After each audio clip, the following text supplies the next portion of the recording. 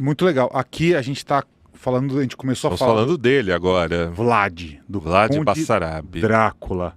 Vlad III da casa Bassarab Draculeste. Então vamos lá, vamos falar desse querido personagem incrível aí.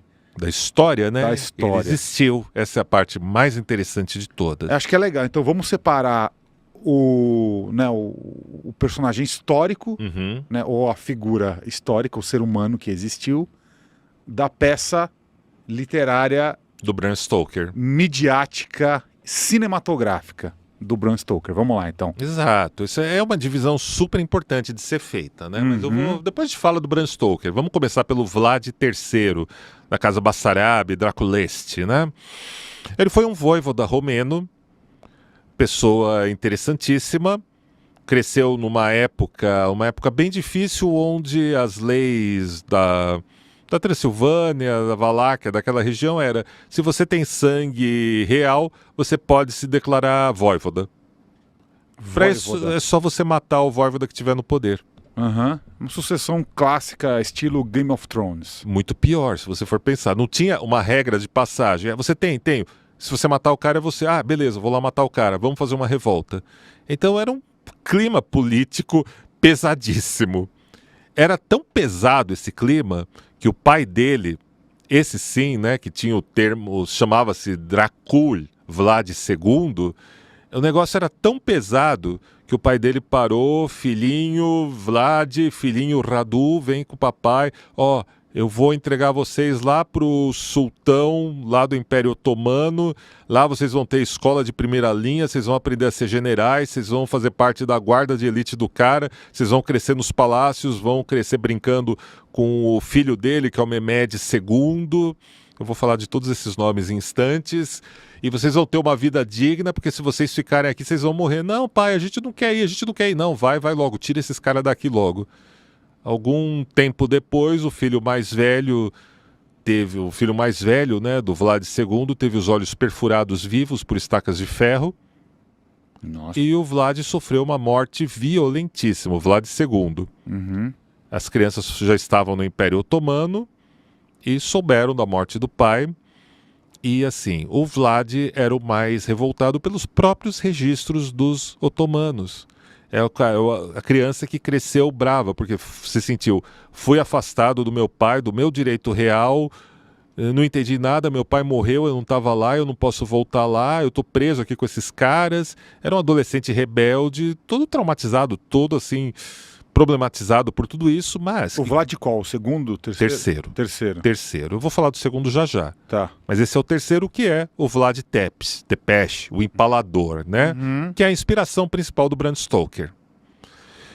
Ele cresceu dessa maneira, enquanto isso o irmão dele, que era um pouco mais novo, ele parou, olha, pra gente fazer uma comparação com os dias de hoje, a gente tem uma academia militar nos Estados Unidos chamada West Point, que é hipervalorizada, né? Assim, os caras que vão para lá viram a elite, vão ser general, vão ser os top da galáxia do exército norte-americano, né? Vão trabalhar lá na OTAN, todos eles. Os caras, sim, são fortes. O Vlad e o Radu, o irmão dele, Radu, foram criados, digamos, na versão otomana dessa escola. Os caras foram criados ali, assim, tipo, com o melhor do melhor que alguém poderia receber de educação. Nem havia uma imposição religiosa. Não, você está aqui, você tem que se converter. Porque os otomanos deixavam você ter a sua religião, deixavam você ter a sua parada, desde que você não afrontasse, não enfrentasse e pagasse seus tributos. Uhum. É mais ou menos como a Visa e a Mastercard fazem com a gente, né? Você paga o seu cartão de crédito todo mês. Eles acolhiam todos, né? Você pagava seu tributo. Eles cresceram, foram treinados pelos melhores dos melhores. Só que o Vlad cresceu magoado, cresceu perturbado, com uma inquietude pesadíssima, tanto que na primeira oportunidade que ele teve, ele abraçou uma missão diplomática para voltar para a terra dele com as bênçãos. Eu não lembro se foi do pai do sultão ou do sultão Mehmed II. Porque é uma história, são muitas histórias, né? São muitas coisas. Ele volta para a terra dele para tentar fazer uma batalha ali e segue o trem, segue a vida. Ele volta lá para tentar um negócio de tanta fúria que ele tinha em ter uma vingança, mas ele também estava desnorteado com os otomanos. Mas é uma história bem trágica. É uma história bem trágica. Enquanto isso, o irmão dele, Radu, que vai ser conhecido como Radu Belo, vai se tornar um dos maiores generais dos otomanos. Saca a Batalha dos Bastardos do Jon Snow no Game of Thrones? Você gosta? O cara enfrentou uma das tribos que era a maior ameaça que tinha na região mais inóspita do Império Otomano daquela época, com um exército infinitamente menor que dos caras, assim, tipo, e foi assim, do naipe daquela Batalha dos Bastardos. O cara ganhou na unha, venceu os caras. Quando os otomanos vão tomar Constantinopla, né? E o Vlad já estava grandinho também quando acontece isso. O sultão Mehmed II já era grande também. Vai ele e o Radu. O Radu vai antes do sultão e é basicamente ele quem acaba tomando Constantinopla. Só que depois que ele toma a cidade, ele é parado na entrada da cidade. Não, você não pode entrar na cidade. Por que não? Porque a conquista tem que ser do sultão. O sultão que tem que entrar na cidade e declarar que tomou a cidade, e aí ele vai liberar o pessoal, vai deixar o pessoal ir embora, não vamos fazer nenhum massacre. Ah, então tá bom. Aí o sultão Mehmed II chegou, entrou em Constantinopla, e o Radu era um cara, devia ser um cara, gente boa pra caramba, boa pinta, tipo um Jon Snow da vida, saudou o sultão entrou, levou as glórias, e ele, então, tá, beleza. E aí, né, passou mais um tempo, o sultão, ô, sabe teu irmão? Ai, o Vlad, sei. Então, né? Ele tá dando uns problemas lá pra gente, lá na terra de vocês. Fica de olho que o bicho tá pegando lá. Passou-se mais um tempo. Vamos falar do Vlad agora. Ele retorna pra terra dele com sangue nos olhos, espírito de vingança, né? Depois do que fizeram com o pai, com a mãe, com o irmão mais velho dele. A vida que para ele era uma vida desgraçada de não poder crescer na terra dele, aprendendo conhecimentos impuros e tudo mais na cabeça dele. Essa terra era a Transilvânia, no caso? Isso, a Valáquia. Pra gente ser mais exato. O Bram Stoker vai situar na Transilvânia para que ele não queria misturar tanto os personagens. Mas é a Valáquia. A Bassarábia, né? Basicamente, né? Bassarab, Vlad Bassarab de Bassarábia, que era a terra dele lá. Terra até da avó do meu amigo Ed Vamp, meu afilhado. E, enfim... os caras estão lá, cara. Eles chegam lá e com sangue dos olhos. Ele vai conseguir tomar o poder à base da violência. E depois que ele toma o poder, você imagina, né? O cara teve a vida que ele teve, tá meio transtornado, tá meio desviado do caminho. O cara começa, não, vou proteger minha terra. Vamos acabar com a farra dos boiardos, dos comerciantes alemão que entram na nossa terra e exploram todo mundo e sacaneiam todo mundo. Ah, vamos sim. Botamos cara pra correr, muito bem. Conseguimos. Bonito. Os otomanos chegaram e falaram que estamos com os tributos, com os impostos atrasados, né? Tipo, falaram que você está devendo aí essa investida deles aqui, eles estão te apoiando, estão cuidando de você, né, cara? Os caras estão aí cobrando, manda eles para aquele lugar. E começa assim, claro, eu tô brincando aqui um pouco com o tema para deixar leve, deixar mais breve a história. Mas ele começa a esnobar os caras, e o sultão, né, puta, cresceu comigo, é meu amigo. Cara, tem os impostos de vocês, meu, a gente tá aí dando força para você e não sei o que, cara. Você tem que, né, vamos cuidar aí das coisas, paga os impostos, pô, a gente cuidou de você, né, você tá aí, estamos te dando um apoio pros caras não te matar, faz tua parte. E o Vlad lá, né, tocando terror. E o Vlad descobriu que empalar pessoas que violavam as leis do país dele, que disputavam, que ameaçavam o poder dele, era um bom negócio. E ele descobriu que a empalação era uma ferramenta política, assim, não estou aprovando a empalação, só estou dizendo. Ele passou a empalar criminosos, torturar criminosos e coisas assim, ponto. Isso ele fazia. Mas isso não era só ele que fazia no século XIV. O Maquiavel já descrevia como era todo mundo naquela época, né? O Maquiavel não era maquiavélico, ele só descrevia o que os caras faziam, e era um negócio bem pesado mesmo. Resumimos e fechamos assim. A coisa foi escalonando até o ponto, né, que o sultão chegou, manda uma comitiva lá, o cara não pagou os tributos, o que ele tá pensando da vida? É meu amigo, mas, não me ajudou em Constantinopla, não me ajudou na conquista de Constantinopla. Tá lá, o que ele tá fazendo? Bom, Império Otomano era o maior império da época, mais organizado, a galera era alfabetizada, a galera sabia usar química, sabia fazer pólvora, era uma galera que tinha esgoto nas cidades deles. Sabe aquela galera avançada, tecnologicamente, preparada? Aquela galera que, você não vai se meter com eles. E o Papa Romano tava já estreando. Os caras vão invadir aqui, os caras estão causando. Ó, e aí, nobres, o que vocês vão fazer? Os nobres da Europa, não pode fazer nada, não pode fazer nada não, são os otomanos. Por quê? Todo mundo devia dinheiro pro sultão Mehmed II. Toda a nobreza europeia estava devendo dinheiro pro cara e o Papa lá, não, temos que fazer uma cruzada, temos que mostrar para esses caras quem é que manda. Vamos aí, por Deus, pela espada, pela fé. E ninguém ia. E aí o Vlad viu isso e adivinha. Olha o que eles fizeram em Constantinopla. Não, é o Papa que está demandando. Eu vou mostrar para esses caras agora, quem manda aqui sou eu. Pegou os barquinhos dele, destruiu, queimou umas cidades nas margens do rio Danúbio, que era a fronteira com o Império Otomano, e puxou uma treta com os caras. Puxou uma guerra com os caras. Os caras foram... o sultão, né? Deve ter falado... Imagino... Né? Brinco, imagino que deve ter falado os palavrão e... Não, agora chega, vizir. Reúne os homens, reúne as tropas.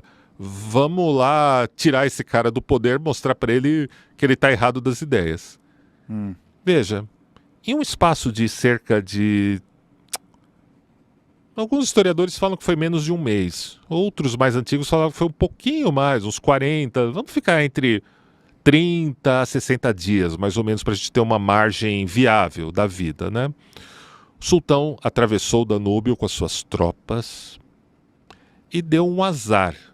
Chegou nas terras do Vlad durante uma época de uma seca extremada. Mas tudo bem, ele entrou naquelas terras, começou a cruzar as terras e quando ele chegou na primeira vilarejo, o vilarejo estava todo destruído. Vamos coletar recursos? Pega água aí para os homens. Pegaram água, as águas dos poços estavam envenenadas. Mas propositalmente ou por conta dos cadáveres? Não, por conta dos cadáveres e do Vlad.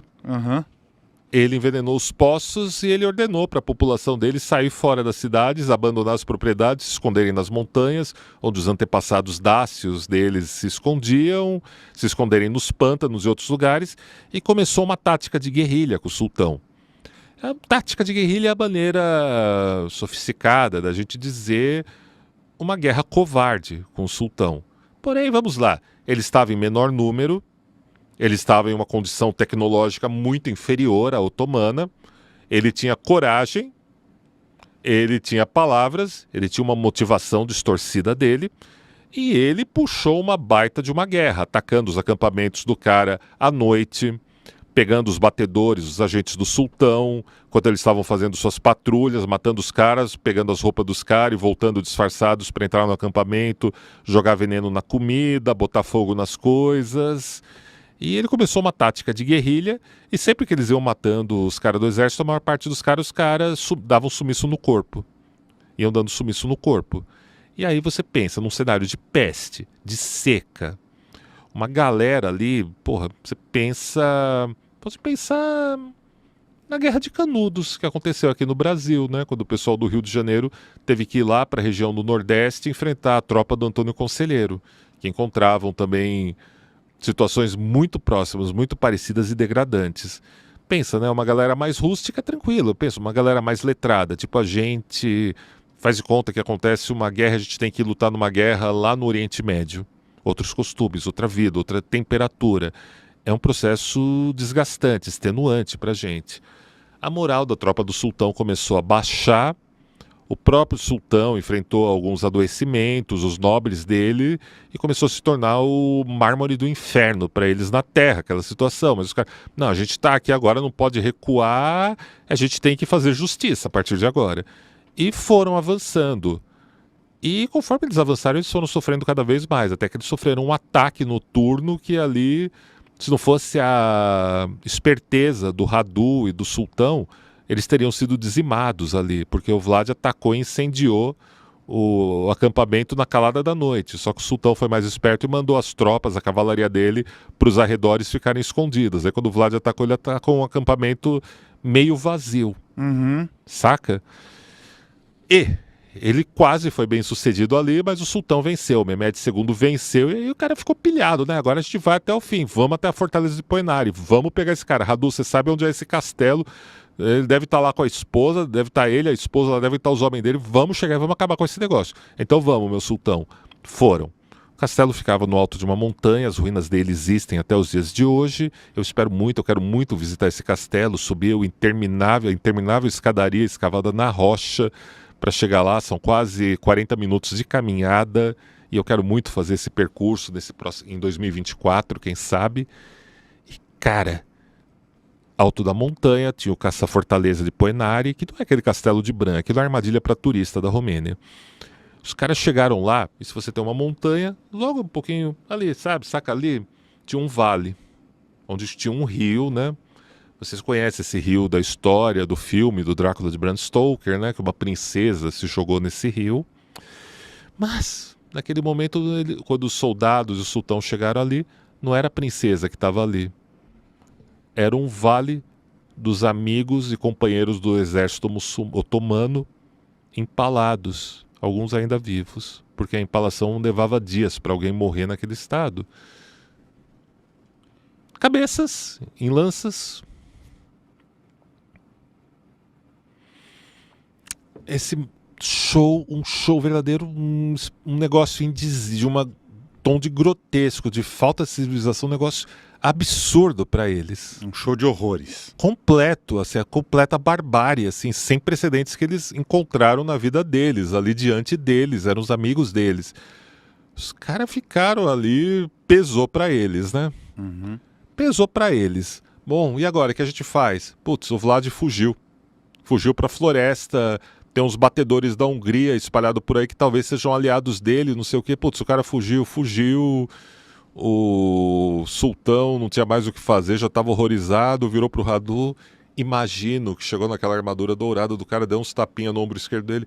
Ó, Radu, é o seguinte, eu vou te empossar como voivoda agora, você vai comandar esse reino e você faz justiça com o teu irmão. Você pega esse cara e dá cabo dele, porque eu vou voltar para minha terra, não aguento mais isso. Bem, o que aconteceu nesse intervalo? O sultão voltou para a terra dele, arrasado. Era um homem espiritual, era um homem de posses, era um homem inteligente, de um coração fantástico. Mas o cara voltou de uma experiência, um trauma de guerra pesadíssimo, que ele alegava que na calada da noite, segundo os cronistas, ele via o espírito do Vlad Tepes em pessoa sobrevoando a janela dele, em pleno quarto dele. Ao mesmo tempo, a esposa do sultão e tudo mais foram vítimas nesse período que eles estavam lá dos aliados do Vlad que se infiltraram no castelo para tentar matar a mãe do sultão. Eu não sei se o termo é rainha, se eles usam o termo rainha, eu realmente desconheço. Mas para tentar matar a rainha, que estava grávida, um dos filhos dele, matar esposas do sultão e coisas assim. Ainda tinha essa guerra psicológica rolando ali. E o cara foi um peso bem grande para ele. Enquanto isso, nesse período, né, depois que o sultão volta, o Radu assume, o Vlad vai da Hungria tentar buscar a aliança com o rei de lá. Só que ele acaba sendo preso pelo rei de lá por crimes políticos e por ser um prisioneiro político relevante, importante. O rei prende o cara por algum tempo numa masmorra, onde dizem que o Vlad era tão psicótico que arranjava dinheiro para os guardas trazerem ratinhos para ele, né, dar um fim nesses ratinhos de forma ritualística na estaca. Uhum. Dizem. São relatos. A gente não sabe o quanto é, o quanto procede, o quanto não procede. Vamos tratar como folclore do Vlad. Mas, algum tempo depois, ele é movido para um palácio extremamente confortável, com um lago dentro dele, um lugar muito bonito, e ele acaba se apaixonando por uma princesa lá da corte desse sultão. A primeira esposa dele estava morta, ela se joga do alto do castelo. Pelo menos essa, vamos dizer, não é a versão oficial, mas é a história mais aceita, vamos dizer assim. Ao mesmo tempo, ele teve uma amante chamada Caterine de Sigil, que vivia na cidade de Brasov, com a qual ele teve 5 filhos. A hospedaria onde ela morava com a família dela existe até os dias de hoje. Há uns anos atrás ainda era possível, inclusive, visitar o quarto onde ela encontrava o Vlad, que era uma espécie de museu da vida dela. E parece que ela foi o único amor verdadeiro que ele teve em toda a vida. Tem uma história de romance bonita entre eles. Ele quase botou fogo na cidade porque um dia uns jovens tacaram bolas de lama nela. Qual apaixonado não quase botou fogo numa cidade para proteger a amada, não é verdade? Ai, romances vampíricos. Mas, assim, o Vlad vai retornar desse exílio, ele vai se casar, ele vai abandonar a igreja ortodoxa, vai se tornar católico, o que é uma afronta sem paralelos para os ortodoxos. Ele vai voltar com homens, vai reconquistar o reino dele e vai se meter numa treta, vai puxar uma nova treta com quem? Com os otomanos. Afinal de contas, Radu havia sido morto nesse período e os otomanos queriam vingança e não iam aceitar um novo regente que não fosse nomeado por eles. Mas, veja, essa parte é realmente trágica. Vlad III, da Casa Bassarábe, Draculeste, entra em termos dessa guerra, nessa nova batalha, porém ele é morto pelas costas antes de começar a batalha. Ele é morto covardemente. Vamos lá. Ele foi um guerreiro corajoso. Apesar de como ele conduziu a batalha dele, ele teve seu valor. O sultão teve o seu valor. Radu teve o seu valor. Todos foram homens que lutaram por aqueles que estavam atrás deles, por aquilo que lhes eram mais importante, mais caros. Não vamos questionar, não vamos fazer um tribunal a respeito deles, mas eram homens de valor, os três. Se eles não tivessem tretado entre eles, a história da Europa teria sido regida pelo sultão Mehmed, pelo Radu e pelo Vlad. Eles teriam sido três jovens que teriam comandado todo mundo conhecido daquele momento, se não tivesse acontecido a briga entre eles. Mas Vlad é morto por trairagem, pelos próprios homens. O corpo é decapitado, a cabeça é mandada para o sultão, para mostrar para todos os seus moradores da sua cidade, o seu reino, que o inimigo estava morto. E o corpo é enterrado, dizem que no mosteiro de Snagov, que fica numa ilha atingida por fortes vendavais e com toda uma estética bruxa ao redor dessa ilha. O corpo, essa ilha, no começo do século XX, eles exumam os corpos desse mosteiro, mas não, onde seria o túmulo do Vlad, eles encontram esqueletos de animais. Vlad não morreu, o corpo não foi achado. Bem, alguns outros relatos dos próprios monges contam que um corpo decapitado foi reunido à cabeça, devolvida pelo sultão e migrado para um outro mosteiro da região chamado de Comana. É claro que eu te contando isso, eu posso estar criando alguns empecilhos para a indústria do turismo vampírico romeno. Mas há alguns pesquisadores bastante sólidos, bastante interessantes, que eu menciono nas edições da revista Strigoi, que eu menciono as bibliografias em outros lugares, que atestam essa história com uma certa dignidade e uma fidelignidade, né? Então, provavelmente o corpo de Vlad hoje repousa nesse mosteiro.